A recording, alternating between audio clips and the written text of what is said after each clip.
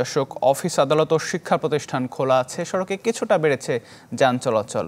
রাজধানী মহাখালী সার্বিক পরিস্থিতি জানাতে যুক্ত হচ্ছেন সহকর্মী রহমান ফয়েজ। কেমন দেখছেন সেখানকার পরিস্থিতি এই মুহূর্তে? আতিক, আমরা ফার্ম গেট এবং বিজয় সরণি হয়ে জাহাঙ্গীর গেট এবং মহাখালী হয়ে আমরা এখন অবস্থান করছি মহাখালীতে।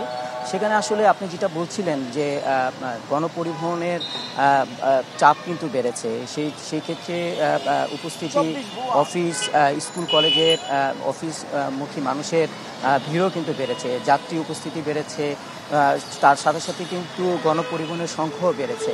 সেই জায়গায় একটি বিষয় কিন্তু আমরা লক্ষণীয়, সেটা হচ্ছে যে ট্রাফিক যে সিস্টেম, ট্রাফিক ব্যবস্থাটা কিন্তু পুরোপুরি কিন্তু এখনও গড়ে ওঠেনি। এখনও আমরা দেখছি কিছু কিছু জায়গায় শিক্ষার্থীদের আসলে ট্রাফিক সিস্টেম এবং 2 থেকে 3 পয়েন্টে আমরা দেখছি যে আনসার আসলে এখন নিয়ন্ত্রণে নিয়েছে। তো গতকাল থেকে আজকে মোটামুটি পরিবহন ব্যবস্থা উপস্থিতি কিছুটা বেড়েছে এবং মানুষের চাপও বেড়েছে সাথে সাথে। সব মিলে বলা যাচ্ছে যে নগরের যে পরিবহন যে ব্যবস্থা, সেটা আসলে পুরোপুরি স্বাভাবিক এই মুহূর্তে হয়নি। পুরোপুরি স্বাভাবিক না হওয়ার কারণে কিছু কিছু জায়গায় জটলা দেখা যাচ্ছে, কারণ শিক্ষার্থীরা আসলে তাদের যেই পরিচালনা করছেন, যে কাজটি তারা পরিচালনা করে যাচ্ছে, যেটা আসলে কিছুটা আসলে তারা তাদের নিয়ন্ত্রণে নিতে পারছেন এবং পুরোপুরি আসলে বলা যাচ্ছে না যে তারা নিয়ন্ত্রণে নিতে পারছেন। এই মুহূর্তে আমরা এখানে আনসার সদস্য দেখছি, এমন প্রত্যেকটি পয়েন্টে একজন করে আনসার সদস্য আসলে নিয়োগ করা হয়েছে, সাথে সাথে শিক্ষার্থীরা অবস্থান করছেন। এখন আমরা মহাখালীতে অবস্থানের পাশাপাশি আমরা দেখছি যে সকালে কিছুটা গুড়ি বৃষ্টিও হয়েছে। বৃষ্টি উপেক্ষা করে এবং প্রয়োজনের তুলনায় আসলে পরিবহনের কিছুটা সীমিত থাকার কারণে আসলে কিন্তু কিছু ভোগান্তি রয়েছে। এই ছিল আসলে আমার কাছে মহাখালী থেকে সর্বশেষ। বিজলি কেবলস যে কোনো স্থাপনার বৈদ্যুতিক সংযোগকে রাখে নিরাপদ। বিজলি কেবলস, নিরাপদ আজীবন। দর্শক, দেশের বিভিন্ন জায়গার সার্বিক পরিস্থিতি আমরা জানবার চেষ্টা করব এই মুহূর্তে। নাটোর থেকে আমাদের সহকর্মী দেবাশিস কুমার সরকার আমাদের সাথে রয়েছেন। দেবাশিস, একটু জানাবেন যে গতকালকে আমরা দেখেছিলাম এবং তার আগের দিনও দেশের বিভিন্ন জায়গায় হামলা, ভাঙচুর এবং অগ্নিসংযোগের ঘটনা দেখেছি। আজকে নাটোরের চিত্র কেমন দেখছেন? আতিক, আমরা দেখেছি যে গতকালকে কিন্তু নাটোরের বিভিন্ন স্থানে বিশেষ করে আওয়ামী লীগ নেতৃবৃন্দ এবং সাবেক এমপিদের বাড়িতে অগ্নিসংযোগ করা হয়, কিন্তু সরকারি যে দপ্তর রয়েছে, থানা রয়েছে, সে সমস্ত জায়গায় কিন্তু কোনো অগ্নিসংযোগের কোনো ঘটনা বা ভাঙচুরের কোনো ঘটনা ঘটেনি।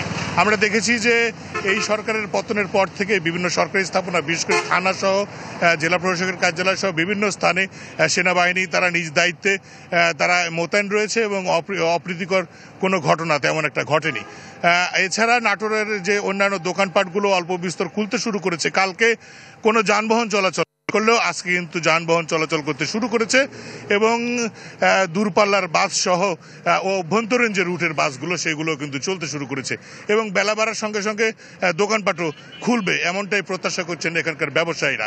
আমি এখানকার প্রশাসনের যে কালকে বিএনপি নেতৃবৃন্দরা সংখ্যালঘু এলাকায় তারা পরিদর্শন করেছে এবং তাদেরকে আশ্বস্ত করেছেন যাতে কোনো ভাঙচুর বা তারা যেন কোনো কিছু না করা হয় সে ব্যাপারে।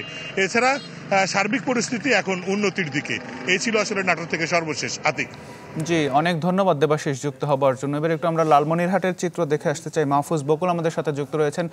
একটু জানাবেন যে সেখানকার পরিস্থিতি কি?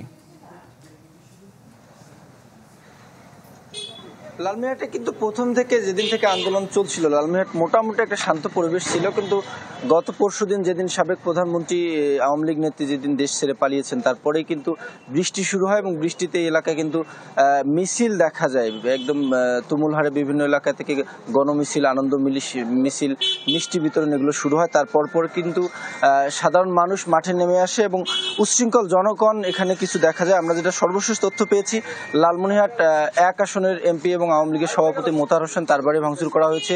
সাবেক সমাজ কল্যাণ প্রতিমন্ত্রী লালমনিরহাট 2 আসনের যে এমপি, তার বাড়ি ভাঙচুর করা হয়েছে, তার খামার বাড়ি ভাঙচুর করা হয়েছে এবং লালমনিরহাট 3 আসনের এমপি আওয়ামী লীগের সাধারণ সম্পাদক, তার বাড়ি ভাঙচুর করা হয়েছে। যুগ্ম সাধারণ সম্পাদক সুমন খান, তার কিন্তু বিলাসবহুল একটি বাড়ি ছিল, সেটিতে আগুন ধরিয়ে দেওয়া হয়েছে এবং সেখানে আগুনে পুড়েই কিন্তু 6 জন ছাত্রের মৃত্যুর খবর পাওয়া গিয়েছে এবং আমরা সেই খবর নিয়েছি, প্রশাসনের সাথে কথা বলেছি। তারা যেটি বলছেন যে সেই ভাঙচুরের সময় একটি দল যখন উপরে ভাঙচুর চালাচ্ছিল আর একটি গ্রুপ আসলে নিচে সেই বাসায় বিলাসবহুল একটি বাসা সেখানে আগুন ধরিয়ে দেয়।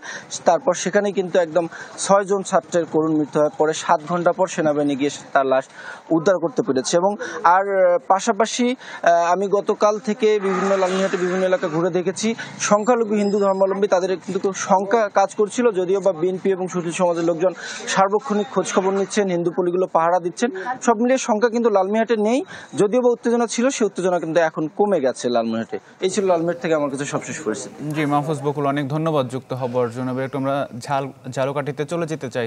রতন আচার্য আমাদের সাথে যুক্ত রয়েছেন। রতন, একটু জানাবেন যে সেখানকার পরিস্থিতি কি?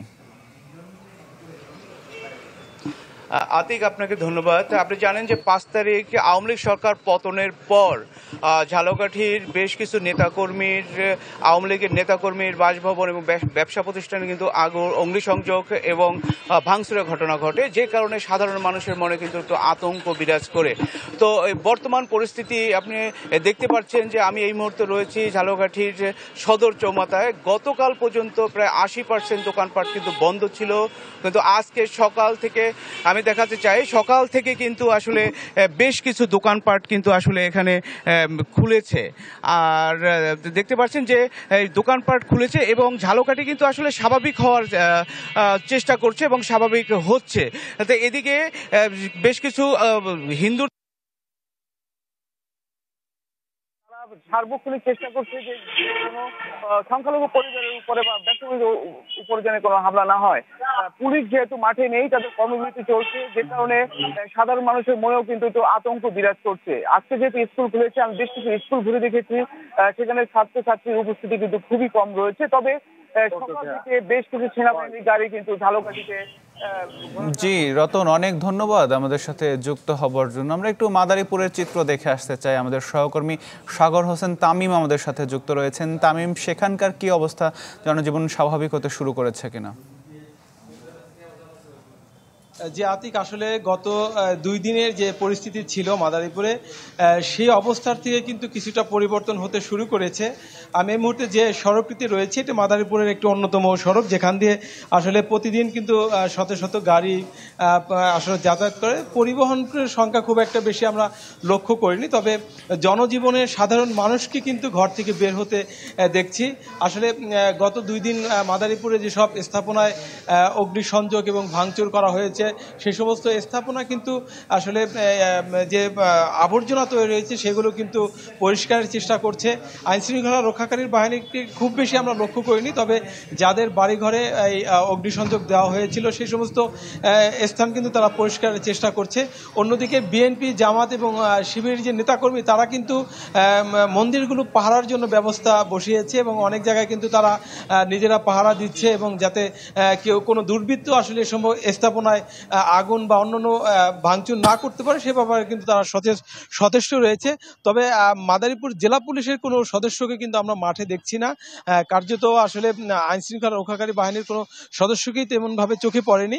তবে সব মিলিয়ে বলা যায় মাদারীপুরের যে সার্বিক পরিস্থিতি, সেটি কিন্তু দিন দিন আসলে কিছুটা উন্নতির দিকে আসছে এবং জনজীবন স্বাভাবিক হওয়ার চেষ্টা করছে।